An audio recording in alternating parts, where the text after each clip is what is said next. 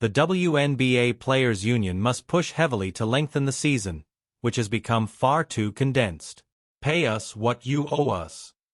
The now iconic slogan, donned by the WNBA All-Stars on T-shirts during warm-ups for the league's annual All-Star Game, underscores the divide in the ongoing negotiations between the WNBA Players Union and the league that employs them. The WNBA Players Association, WNBPA, is currently negotiating with the WNBA to draft a new collective bargaining agreement after the league signed a gargantuan $2.2 billion media rights deal.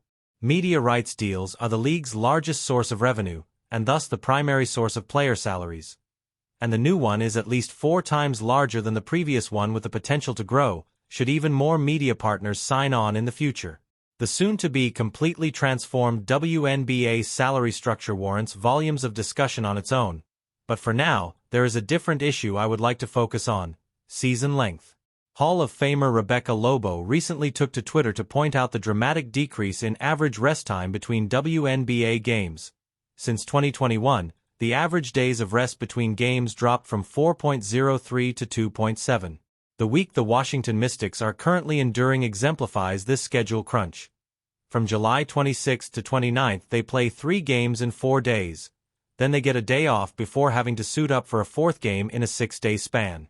The WNBA has added 12 games to the schedule since 2021, an unequivocal positive in the eyes of league sponsors and stakeholders.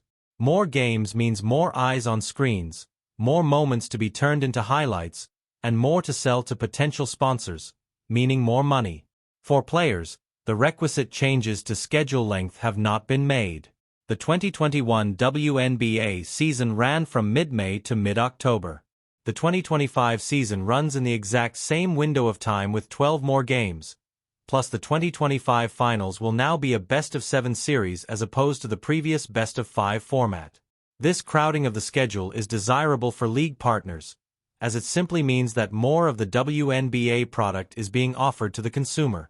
But for the players, the condensed rest time means both less time with their families and greater risk of injury due to stress and overexertion. Given that the WNBA product cannot function without the players, this is not a fair trade-off, and expanding the existing season schedule over a longer period of time should be a crucial point in negotiations for the WNBPA in their ongoing negotiations with the owners. The primary drawback with such a proposition is the potential for a lengthened WNBA season to interfere with overseas commitments, as a large number of players play overseas in the WNBA off-season to supplement their salaries.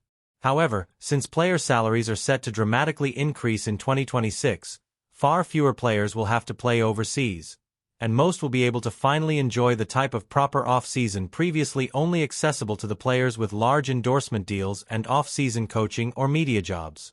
Additionally, WNBA players wield more influence over foreign leagues than international first players do over the WNBA.